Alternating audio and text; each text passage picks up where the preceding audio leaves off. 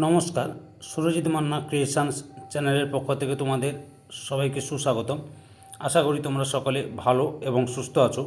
আমি তোমাদের জন্য এই ভিডিওটিতে তুলে ধরছি প্রশ্ন, মোনাডন কাকে বলে? উত্তর, সংজ্ঞা, সমপ্রায় ভূমির মধ্যে অবস্থিত কঠিন শিলায় গঠিত অনুচ্চ পাহাড় বা টিলাগুলিকে মোনাডন বলে।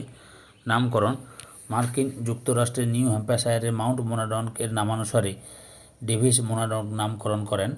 উৎপত্তি, স্বাভাবিক ক্ষয়চক্রের বার্ধক্য পর্যায়ে নদী মধ্যবর্তী অনুচ্চ জলবিভাজিকাগুলির নদীর পার্শ্বক্ষয় আবহবিকার ও পুঞ্জিত ক্ষয়ের মাধ্যমে ক্ষয় পেয়ে সমপ্রায় ভূমিতে পরিণত হতে থাকে। এই সময় জলবিভাজিকার কঠিন অংশগুলি ক্ষয় প্রতিরোধ করে ছোট ছোট অনুচ্চ টিলা বা পাহাড়ে পরিণত হয়। এইভাবে বার্ধক্য পর্যায়ে সমপ্রায় ভূমির উপর মোনাডন গড়ে ওঠে।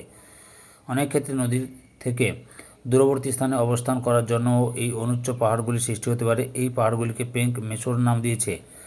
উদাহরণ, অযোধ্যা, শুশুনিয়া, মহাভাগ্নে প্রভৃতি পাহাড় মোনাডনকের উদাহরণ।